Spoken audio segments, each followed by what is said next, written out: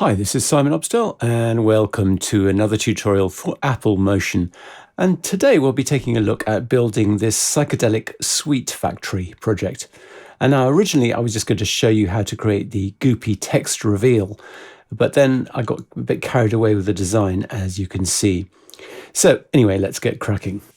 So first of all, let's check on our project setup: 1920 1080, 25 frames a second, and a duration of 8 seconds. So the first thing I'm going to do is I'm going to grab the text tool and I'm going to type the word raspberry.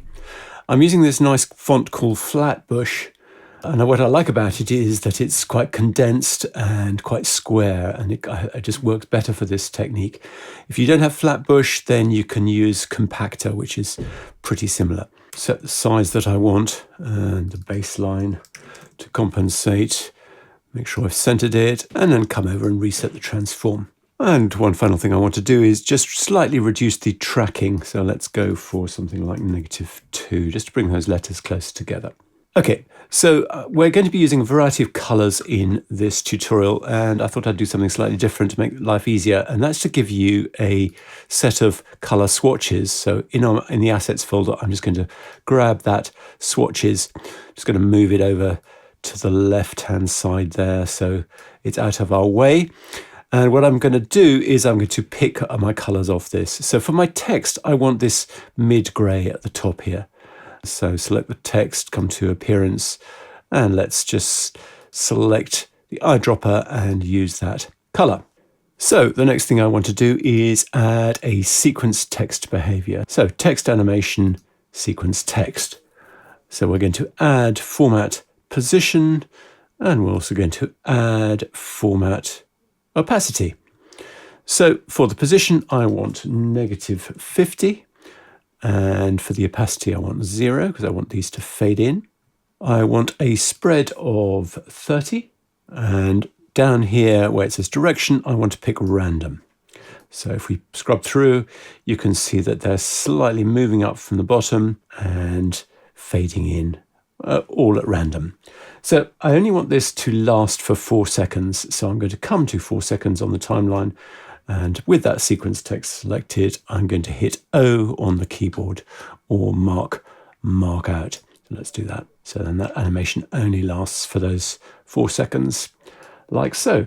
So then I'm going to make a new group just above the text and pop the text into it and call it text. And then I'm going to make another new group, object new group. I'm going to call this splodges, for want of a better word. And then I'm going to select the circle tool down here, and I'm going to draw out a circle like that, holding down the Shift key. Now, this step I accidentally missed out here is that I should have reset the position of the circle to put it dead center, and I'll explain why at the end. And I'm going to turn off outline, turn on fill, come over to geometry. I want a radius of 30 for this. And I also want to come over to style, and I want to animate the feather. So I'm going to come to 212 on the timeline, and I'm going to hit a keyframe for the feather and leave that at 0. And then I'm going to come forward to 4 seconds, and I'm going to reduce that feather value to -10. Then I'm going to use that circle to make a particle system. So object make particles. I'm going to set the shape to image, and I'm going to use that text group as the image source. And I'm going to reduce that emission alpha down to 0. And I also want the arrangement to be set to random fill. So I also want to keyframe the birth rate. So I'm going to come to 3 seconds on the timeline, hit a keyframe, set that value to be 60, step forward 1 frame, and set that value down to 0. So let's reduce the life to 4. Let's set the speed to 25 and the speed randomness to 20. So then let's look at the color mode. I want to switch to pick from color range. I'm first of all going to set up the opacity. So I'm going to click on this top bar here to create a location roughly there. I'm going to actually type that in as 15%. Going to click again to make another one and set that to 100%. So that 100% one, set its opacity down to 0, and that first one also set its opacity down to 0. Then click here so we can access this middle, this little down arrow here, which is the middle, and I'm going to set that to 5%. Just so that's going to finesse that fade off. So they fade in and they fade slowly off. Then I'm going to set up these colors. So I'm going to click on that swatch at the left there. And first of all, I'm going to pick my 50% gray there. Then I'm going to remove this one here, just drag it away. Make a copy of this, so that's Alt or Option drag. I'm going to put that at 50%, it doesn't matter too much. And then I'm going to Alt or Option drag it again to 100%. So the middle one here, click on the color swatch to edit it, set that to 47%. Click on this last one here, enable the color swatch, set that to 43%. And I'll explain why we've done that later on. So moving on, I want to set that scale randomness to 50%. And what I also want to do is I want to add a behavior to this. So I'm going to come to behaviors, simulations, and I'm going to select drift attracted to, and then I'm going to use that text group as the source, and I'm going to keyframe that strength. So come to the first frame, hit a keyframe, set that strength to 0, and then I'm going to come forward to 5 seconds and set that strength up to 10.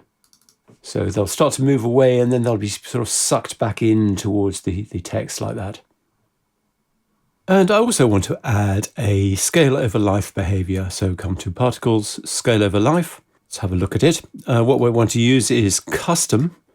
And let's open up that custom scale. I'm going to Alt click to add a keyframe there. And I'm going to set that over life position to be 50. That value I want to be 150%. This one here, the first one, I want to set that value to be 100%, custom scale. And this last one here, I want to set that down to 0. So what they'll do is they'll grow and then shrink.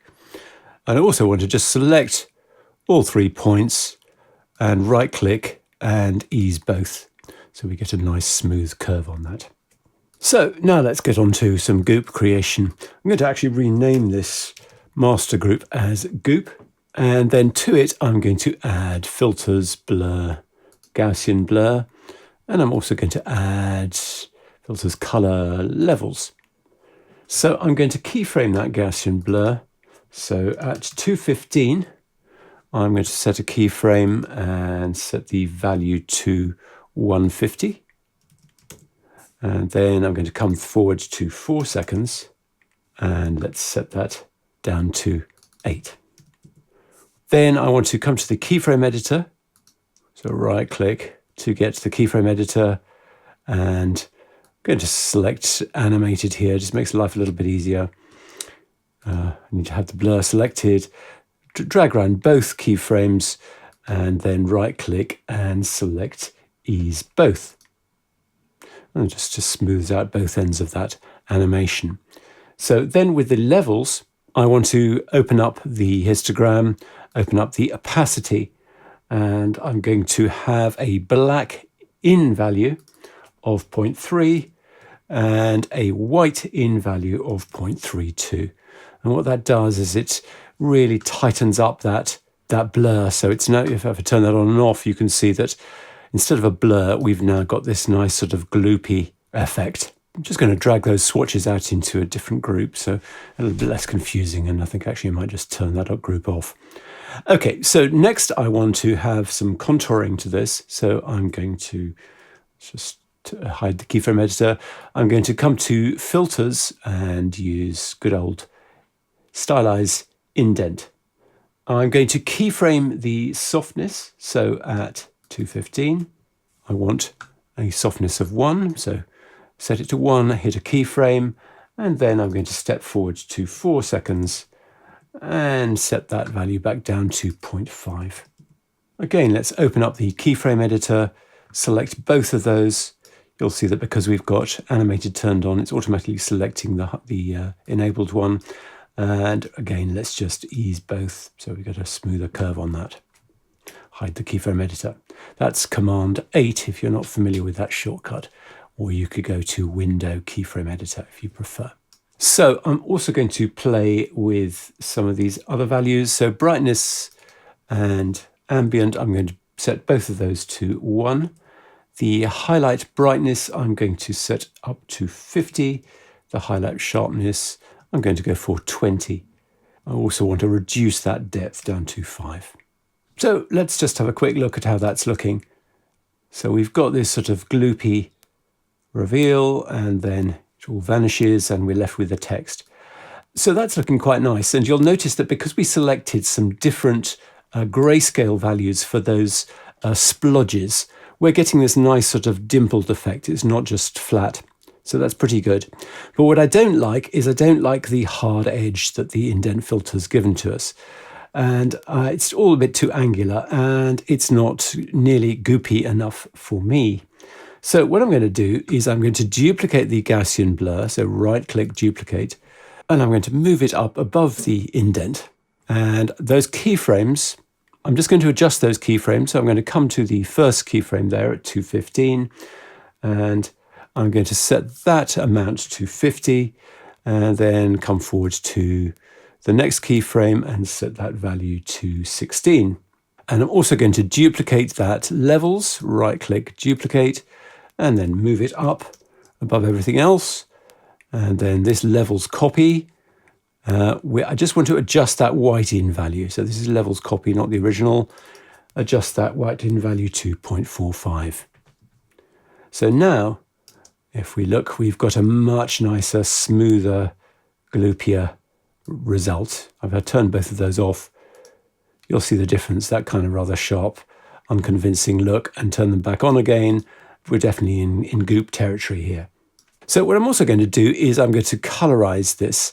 And I needed to do it above everything else because obviously I wanted to have those grayscale values of the little the splodges. So we can do that by coming to Filters, Colorize. Turn my swatches back on again, and I'm going to pick this nice raspberry color here. So for the remap white, pick the raspberry color and turn off the swatches, and that's looking really rather delicious. So I want to do a little bit more work on this, but what I want to do first of all is to make a background. So I'm going to come to the top here, Object New Group. I'm going to move that group way to the back there. There is a way of doing that. Send to back. There you go. If you want to do Object Center Back, I'm using that shortcut there. Okay, so let's come over to the library, and I'm going to come to Generators, and I want to look for the generator called Two Color Ray. It's right down there at the bottom there. Drag that in. So first of all, I want to set my colors. So I'm going to turn my swatches back on again. Come back over to my color, and color 1 is going to be this, and color 2 is going to be that. And we can hide our swatches. I want to set the waviness value to 10, which gives us this nice spiraling effect. And then to the phase, this here, I want to add a ramp behavior. So right click, add parameter behavior, ramp. I'm going to set the end value to 10. And if we play this through, you'll see that that spiral kind of rotates around like that. And I also want to add to this to color ray, filters, stylize vignette. And I'm going to increase that darken amount to 0.55. And one more thing I want to do in this group, come back to the library and generators, and I'm going to drag in above my background a lens flare. Come over to the inspector. Let's set the intensity to 4. And I'm going to move its position. Let's have negative 240 on X, and let's have 600 on Y. So it's giving this kind of sun effect at the top. It just helps to kind of lift the whole thing, I think. So then I'm going to come back to my Goop group, and I'm going to right click and group it. So I want to put everything that's there into that group, and I'm going to call this master. It's obviously excluding the background, but it's all of our kind of gloopy text stuff. And I want to set this master group to fixed resolution. And then I'm going to come over filters, stylize, and I'm going to add an extrude. So I want to set my angle to 270 and my distance to 10. And if I turn that on and off, you see it just gives us a little bit more sort of depth to it. And to this group, I'm also going to turn on the drop shadow and open it up. And let's have the opacity all the way up to 100. Let's increase that blur amount to 20. And let's come down and make the angle to 70. And again, that just helps just to sit it off the background a little bit more like that. So then to give this goop a bit more visual interest, I'm going to add a very subtle reflection. So to do that, I'm going to make a new group above the master there, and I'm going to come to import, and from the assets folder, I'm going to import the reflection map, which looks like this. I'm going to add an image mask to the group, so right click, add image mask. And I think what I'm going to do is I'm going to use that goop group, quite hard to say, as the image source, and I need to turn it back on again. And then let's come over to the group properties and set that opacity down to 1%. And it's very subtle, but I think you'll find that it actually just kind of helps the eye to buy this effect a little bit more. And what we're also going to do is add to this reflection layer filters, distortion, underwater. So what we want to do here with the underwater is set the size to 1, the speed down to 0.2, and I'm going to keyframe that refraction. So let's first of all come to 3 seconds on the timeline and set a keyframe, and that value is going to be 75. And then let's step forward to 5 seconds and set that value down to nothing. So once the text is formed, we won't get any of the distortion.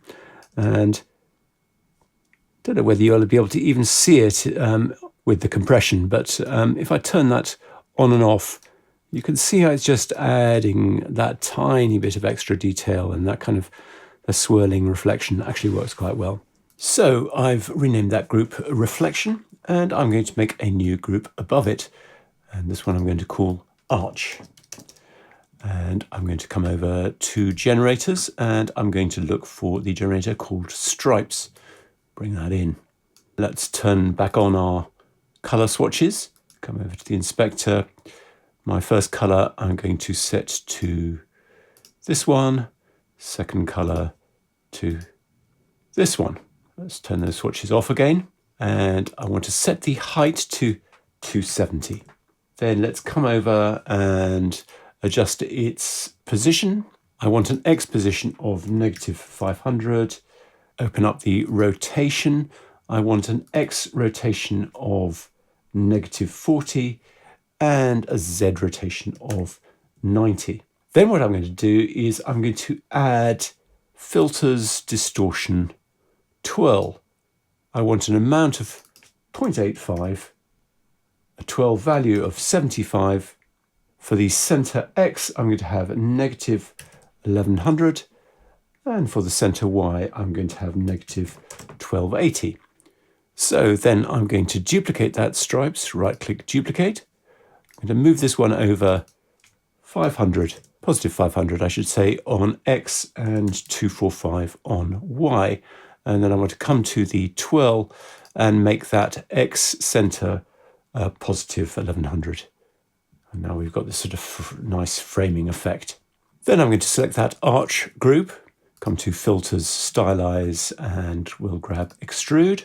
And I'm just going to set the back size to 0.98. And I'm also going to add filters, stylize, and indent. I'm going to set the brightness to 0.75 and the ambient to 0.75, the highlight brightness to 100, the highlight sharpness to 35, and the depth I'm going to crank all the way up to 100. I'm also going to add to this group behaviors basic motion throw, open up ramp to final value, and for the Z, I'm going to have 750. So this is going to just gradually move towards us like that. So then let's add our final element. I'm going to make a new group above everything else. I'm going to call it lollies. I'm going to come over to the library and I'm going to look for the generator called spirals, and I'm going to bring that in. I'm going to turn back on my swatches so we can colorize this.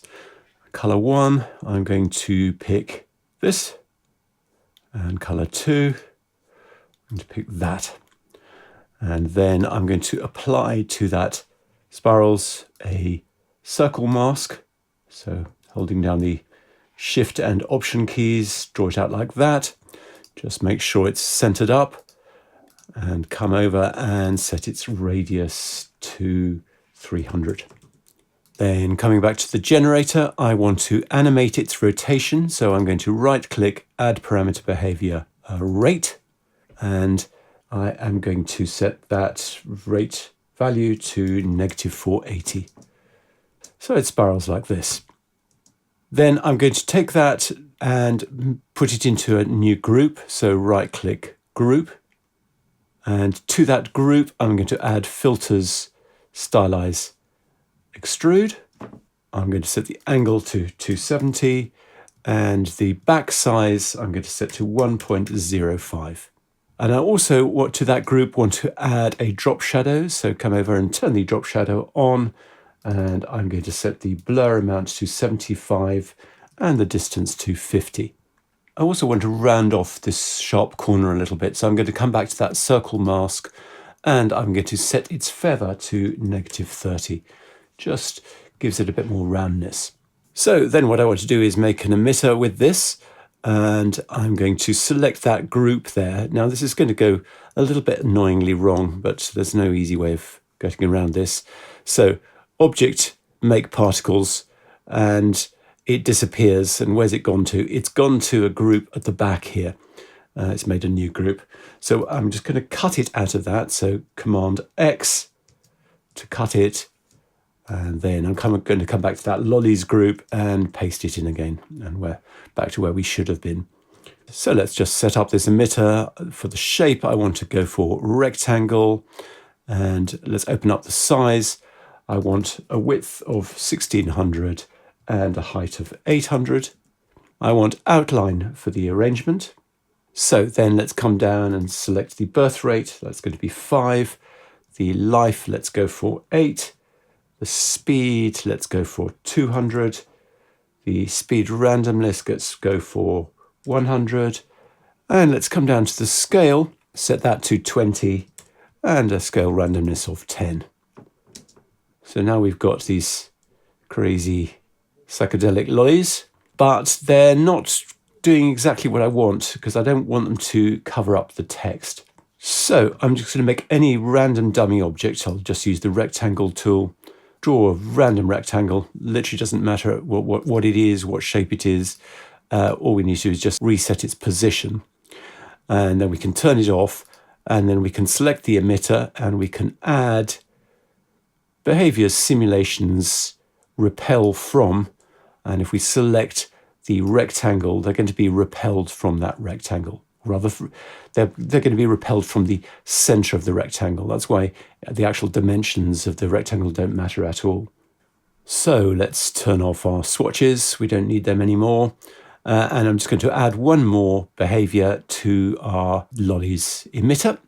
So select that emitter, come to behaviors, and then particles, and I'm going to select scale over life. As before, we're going to use custom. And let's open up the editor here. I'm going to select that final keyframe and set its overlife position to 5%.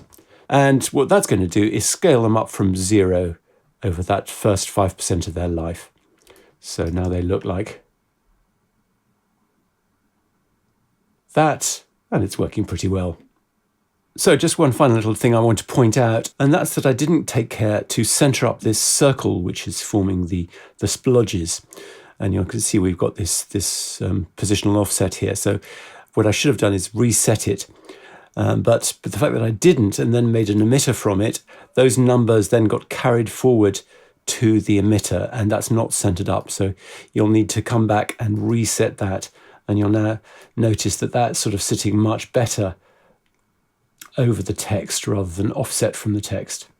So there you have it, a bit of a crazy project, but I hope there were a few interesting things in there that made it worthwhile. So thanks very much indeed for watching, and hope to see you again soon.